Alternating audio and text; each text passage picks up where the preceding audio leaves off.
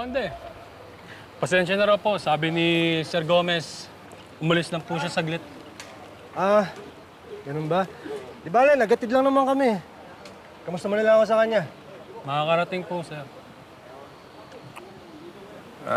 Asunsyon, nandito ba si Mandong Warak? Eh, hiwagaan kasi ko doon sa mukha ng pinakulong ni Kondi. Nasaan ba siya? Mando, sir.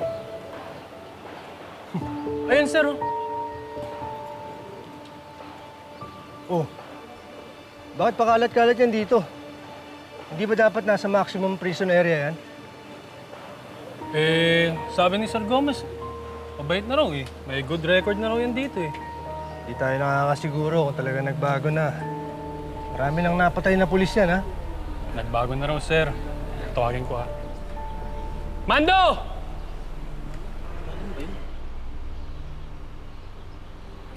Sir Conde? Sir Conde? Uy, Sir Conde! Sir Conde, kumusta ho kayo? Buti naman. Balita ko, bago ka na raw. Opo, sir. Bago na nga ho ako eh. Sana ho, mapatawad niyo ho ako.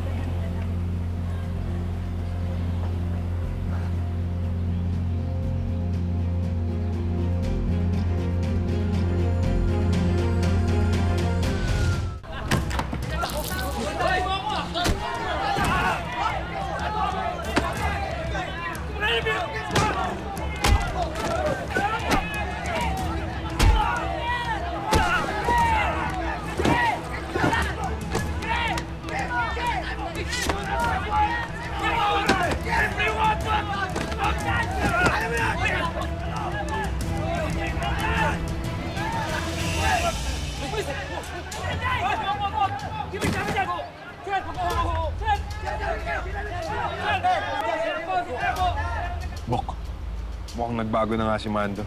Iligtas niya yung buhay mo. Sir, po. Ay, naku, Bobby. Pagpasensyahan mo na talaga si Cheka, ha? Minsan talaga napaka-clumsy niya. Ay, alam mo, palalamahan ko na lang yan, ha? Merong butik dito. Bilan na lang kita ng damit. Hindi na ho kailangan. Huwag na kayo mag-abala.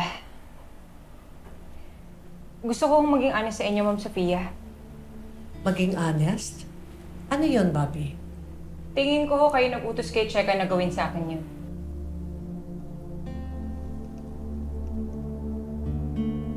Mali po ba ako? What do you mean? Tinatanong ko ho kayo. Kayo ho ba nag-utos kay Cheka na gawin yun sa akin?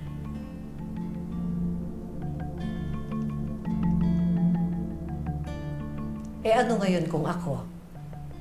Sana sinabi niyo na lang sa akin para umalis na lang ako. Hindi yung aabot pa sa madudumihan yung uniform ko. Matatanggap ko naman kung ayaw niyo sa akin eh. Excuse me ho. At bakit ko naman gagawin yun? Eh di nagmukha naman akong evil stepmother sa harap ng pamilya ko. At ikaw, magmumukha kang victim. Well, sa ginawa niyo po, pinatunayan niyo na evil stepmother talaga kayo. Huwag kayong mag-alala. Hindi naman to kailangan makarating sa kanila. Eh di sana hindi ka na nagpakilalang anak niya. Sana naman naisip mo na masisira mo ang pamilya ko sa ginawa mo. But here you are, feeling close with my daughter, eating at the same table with my family, na muntik ng masira dahil sa existence mo. Pareho lang kayo ng nanay mo. Homewrecker. Si Bobby, anak ni Mayor sa labas. Huwag niyong iinsultahin ang nanay ko. Your mother insulted me first. Sige nga, ipagtanggol mo nga siya. Pinatulan niya ang lalaking may asawa. Di ba pwede kong kasuhan yung ganon? Sige, ipagtanggol mo siya. O di ba? Hindi mo siya kaya ipagtanggol.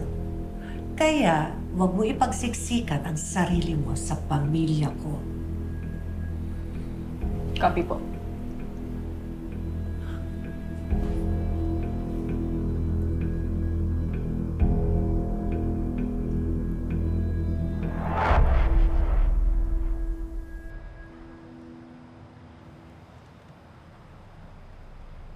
Sino ba talaga yung dati mong amo?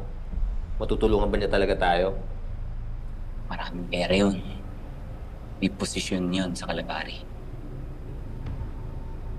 Politiko.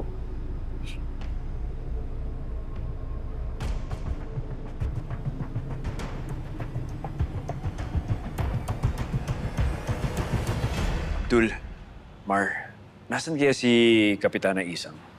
Vice, nagpapahangin sa may pool. Mukhang sumama yata yung pakiramdam. Ganun. Gusto ko sanang humingi ng tawad sa kanya dahil sa mga nasabit na gawa ng nanay ko. Pati sa inyo na rin. Pero I think na-realize ni Ma'am Sofia na mali yung mga nasabi niya. Kaya sinama niya si Bobby para magpalit ng damit, di ba? And I think she's apologizing privately. Yeah.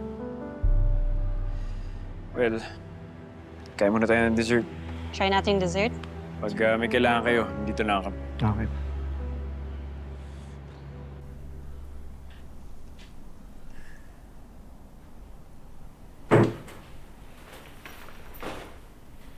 Hi, I'm Charlie.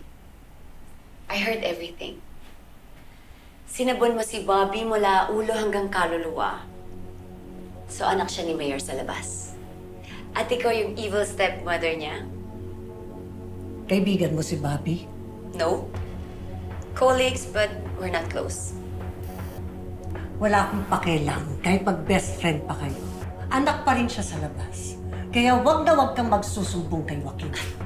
Ma'am, kalma. Don't get me wrong. Pareho nating hindi gusto si Bobby. Pero mukhang mas malalim ang dahilan mo. So you hate her? Oo. Kaya lahat ng taong galit kay Bobby, kaibigan ko. That's a good start for a friendship. I'm Sofia Guerrero. Of course, I know you, madam. Evil stepmother.